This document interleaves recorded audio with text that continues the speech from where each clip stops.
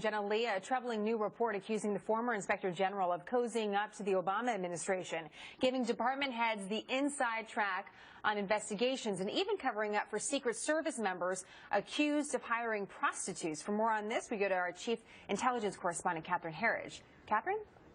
Well, Jenna, this is a significant report because it's bipartisan and comes from the Senate Committee with Oversight of Homeland Security, and it largely allegations that first surfaced about a year ago by the acting Inspector General at Homeland Security.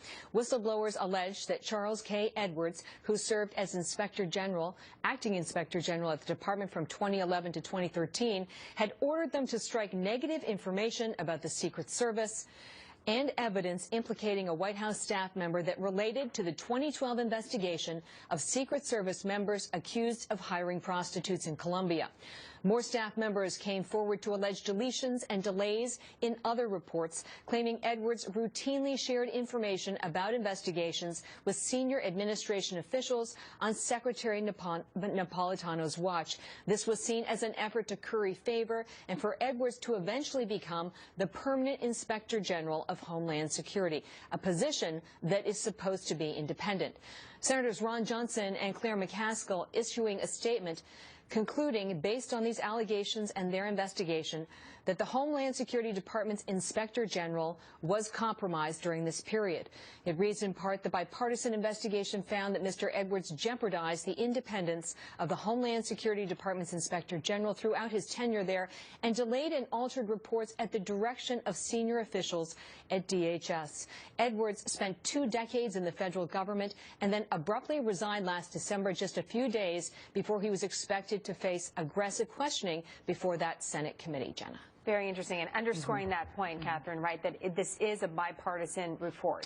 This is extremely important because this strips away any allegations that it was politically motivated. Certainly some questions to be raised on that. Catherine, thank you. You're welcome.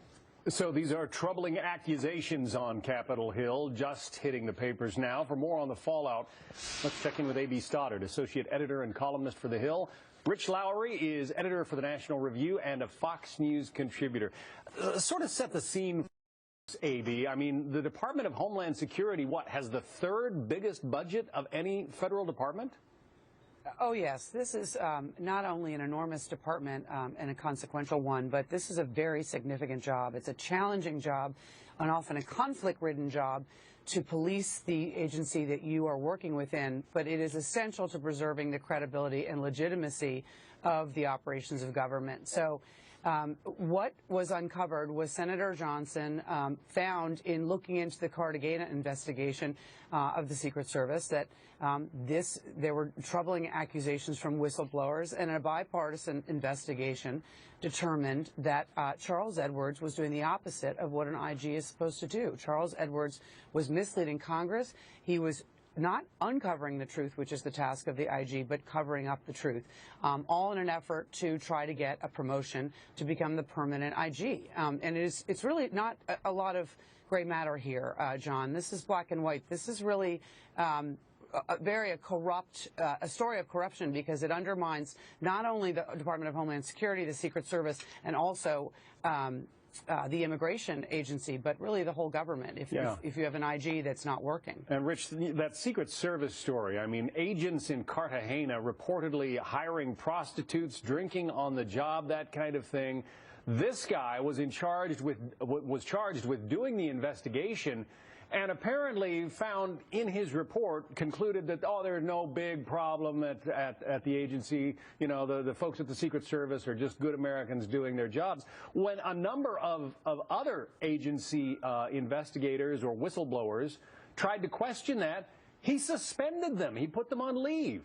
Yeah, he retaliated against the whistleblowers. Now, this report apparently doesn't nail down the Secret Service thing quite as firmly as it does some of these reports, because they couldn't get access to the emails. Yeah, because he wasn't providing his emails. Yeah, I doubt this is the last we're going to hear of this, and it certainly isn't the last it shouldn't be the last we should hear of this. As A.B. points out, DHS is an enormous, sprawling department of government that's basically been dysfunctional since its creation, and that literally reaches out and touches every American who flies in this country. Right. So this is a department who desperately needs an independent inspector general, and that's what it didn't have in this case. And John, this is why, if you want Exhibit A for why Americans are cynical about government, this is it. Yeah, and AB, apparently, when he was supposed to be called to testify in front of this committee, he was allowed to resign his post as acting inspector general a few days ahead of time,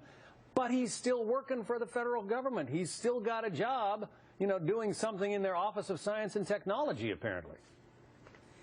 Right. I think that is really outrageous, and it's not actually the only case within the federal government where someone has gotten into some kind of trouble or questionable ethics or anything under investigation where they continue to get a paycheck and work for the government. I think that one of the most stunning things about this really is that that Mr. Edwards not only admitted that he was closer to the staff around former Secretary of Homeland Security Janet Napolitano than his own staff, but that he was seeking their legal help and sort of refused to deal with people on his own staff. That really should have been, I think, a light bulb, and people should have known sooner that an IG was cozying up to top staff around the secretary instead of actually policing the top level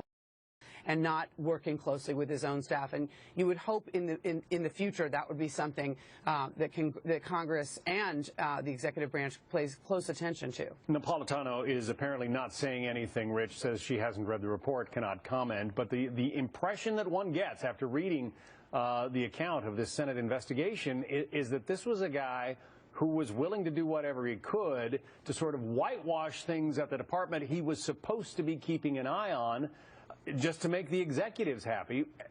Does that go all the way to the White House? I mean, what should President Obama do about a situation like this?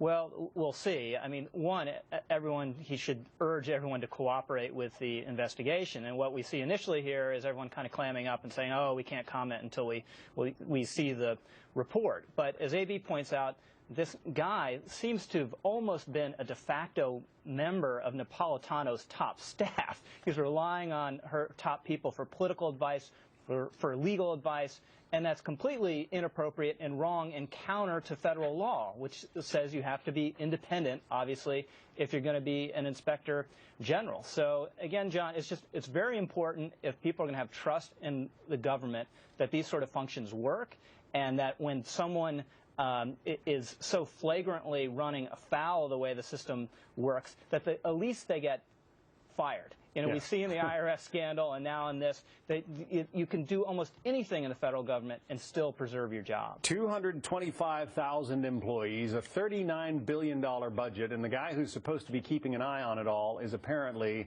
fudging the numbers and taking a lot of shortcuts. It is just unbelievable. There, you know, more shoes to drop. We'll see, like you say, Rich.